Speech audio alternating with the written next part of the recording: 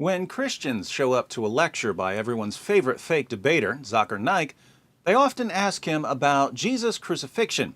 And Zakir gives a pretty silly response. He says, for Muslims, the Quran is clear that Jesus wasn't killed and wasn't crucified.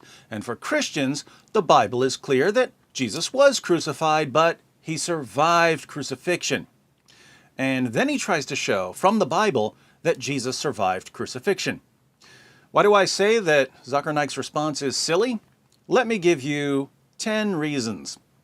First, every respected New Testament scholar and historical Jesus scholar on the planet, regardless of theological background, agrees that the Islamic view is wrong. Even non-Christian scholars agree completely with Christians on this point. For instance, the atheist New Testament scholar Geert Ludemann declares that Jesus' death as a consequence of crucifixion is indisputable. Marcus Borg of the notoriously liberal Jesus Seminar states that the most certain fact about the historical Jesus is his execution as a political rebel. Pinchas Lapid, a Jewish scholar, concludes that Jesus' death by crucifixion is historically certain. According to Paula Fredrickson, a convert to Judaism who specializes in historical Jesus studies, the single most solid fact about Jesus' life is his death. He was executed by the Roman prefect Pilate on or around Passover in the manner Rome reserved particularly for political insurrectionists, namely crucifixion. And since so many Muslims are becoming fans of Bart Ehrman because they think Ehrman agrees with them on anything, I should note that Ehrman writes, one of the most certain facts of history is that Jesus was crucified on orders of the Roman prefect of Judea, Pontius Pilate. As a general rule, when every expert in a field rejects your theory, probably time for a new theory. This means you, Zakir. Second, all of our early sources declare that Jesus died by crucifixion. Even the sources Zakir Naik quotes when he's trying to deceive his listeners plainly declare that Jesus died. For instance, Mark 15:37 says that Jesus breathed his last on the cross. He obviously didn't breathe his last if he went on living. Matthew 27:50 tells us that Jesus yielded up his spirit. Luke 23:46 reads, and Jesus, crying out with a loud voice, said, Father, into your hands I commit my spirit. Having said this, he breathed his last. John 19:30 says that Jesus bowed his head and gave up his spirit.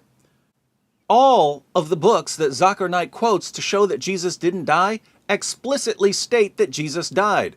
Fake experts like Zakir expose themselves as frauds when they tell their gullible followers that the Bible says the exact opposite of what it actually says. Welcome to the amazing world of Islamic apologetics, otherwise known as Opposite World.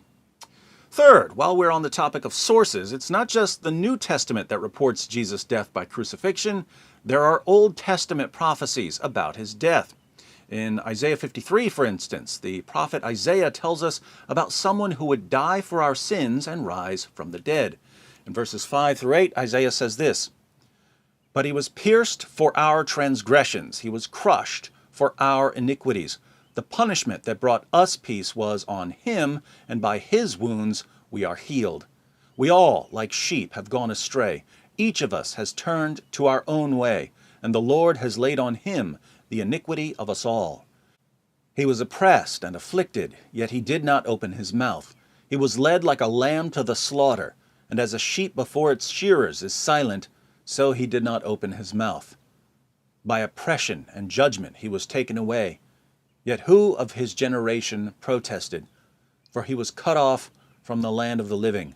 For the transgression of my people he was punished. Isaiah spoke these words about 7 centuries before Jesus walked the earth.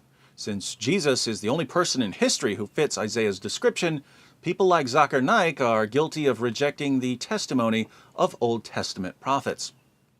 Fourth, Jesus predicted his own death in the same books that Zakir Naik quotes. In the Gospels, Jesus repeatedly says that he's going to die. Mark 9:31 says that Jesus was teaching his disciples and telling them, "The Son of Man is to be delivered into the hands of men, and they will kill him. And when he has been killed, he will rise 3 days later." Zakir Naik's favorite book to quote when he defends his delusional view of Jesus' crucifixion is the book of Matthew. But in Matthew 17:22-23, Jesus declares, "The Son of Man is going to be delivered into the hands of men, and they will kill him, and he will be raised on the third day."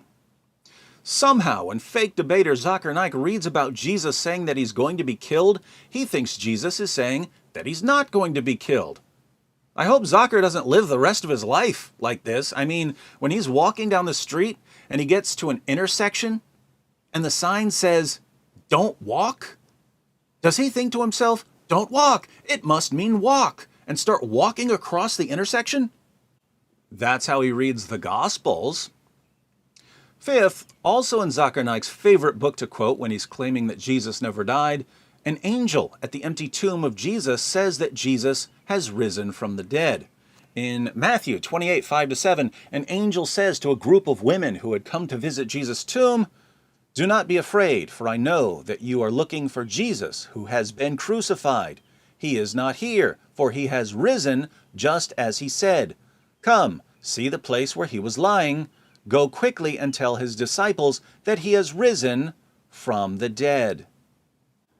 Oh, let me guess. When the angel says that Jesus has risen from the dead, he really means that Jesus never died, because angels always say the opposite of what they mean, according to the Zakir Naik method of scriptural interpretation.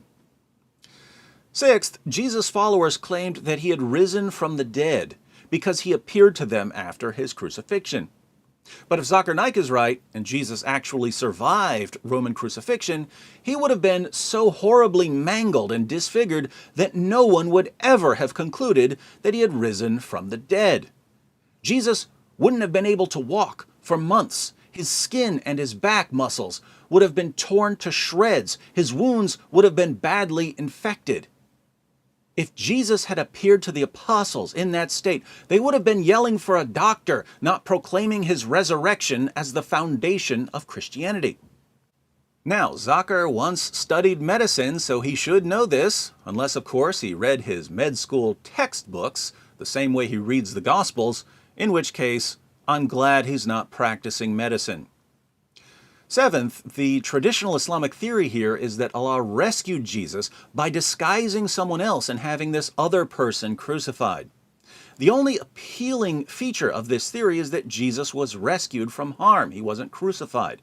The theory is flawed in every other conceivable way, but at least Jesus wasn't hurt. That's something. But Zakir Naik's theory doesn't even have that going for it. According to Zakir, the Romans tortured Jesus and nailed him to a cross, and Allah allowed it for no reason. Christianity teaches that Jesus suffered and died, but that there was a point to his suffering and death. What's the point of Jesus enduring suffering and crucifixion according to Zakir Naik? Allah rescues Jesus, but only after people lash him and nail him to a cross. Seems like the divine rescue came a little too late. Eighth, if Zakir's view is correct, then everyone in the first century completely misinterpreted what happened. Jews, Christians, and Romans were all convinced that Jesus died on the cross, and yet Allah did nothing to correct this view.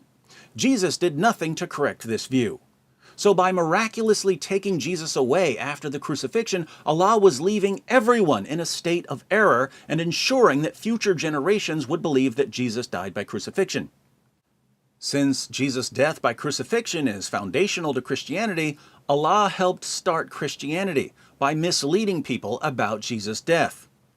No wonder Zakir feels so comfortable misleading people. He gets it from his God.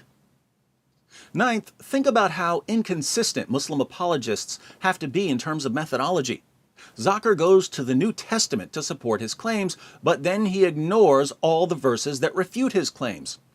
So what's his method when he reads the Bible? Cherry pick the verses that you can use, ignore the verses that contradict what you're saying. Would he allow us to use this method with the Quran? Suppose someone quotes Surah 9, verse 5 of the Quran, "Slay the infidels wherever you find them." What's Zakir Naik going to say? Oh, you have to look at the context of Surah 9. You have to look at the surrounding verses. You have to look at other verses in the Quran. You have to look at the historical situation. Guess what? I agree completely. These are basic rules of interpreting a text. But when Muslims go to the Bible, they throw out the most basic rules of scriptural interpretation. Why? Because they have to. An incoherent position can only be defended with an inconsistent methodology. Surprise, surprise, Islam's top apologists are thoroughly inconsistent. 10th, even if we throw reason and logic and facts and scholarship out the window and believe all the ridiculous things Zakir Naik tells us, Islam still turns out to be false. The point of bringing up the crucifixion is to show that the Quran is wrong when it claims that Jesus wasn't crucified. But even if we believe everything Zakir says about Jesus' crucifixion, we still have to conclude that the Quran is wrong. If Jesus was nailed to a cross, but somehow survived, the Quran is wrong when it says that Jesus wasn't crucified. Hence, Christians can listen to Zakir's entire presentations and reply, "Thank you, Dr. Naik, for proving that Muhammad was a false prophet." So, even after Zakir Naik goes against every respected historical Jesus scholar and New Testament scholar in the world, even after he goes against all of the first century sources that he quotes to defend his position, even after he goes against Old Testament prophecies about Jesus' death, even after he goes against Jesus himself, since Jesus repeatedly told his followers that he was going to die by crucifixion, even after he goes against the angel who said that Jesus had died by crucifixion, even after he ignores the fact that if Jesus had somehow survived crucifixion, the disciples never would have concluded anything about resurrection because he would have been badly in need of medical attention, even after he insists that Jesus suffered pointlessly, even after he portrays God as a cosmic trickster who misled people by miraculously sustaining Jesus and then taking him away, knowing that everyone was convinced that he had died on the cross, even after he displays his utter inconsistency by using a method of interpreting the Bible that he would never apply to the Quran, even after all of this, Islam still turns out to be false. No wonder Zakir has been running from Christian debaters his entire career. If this man ever steps on stage with an experienced Christian debater, just one, it's game over for him and for his gullible followers.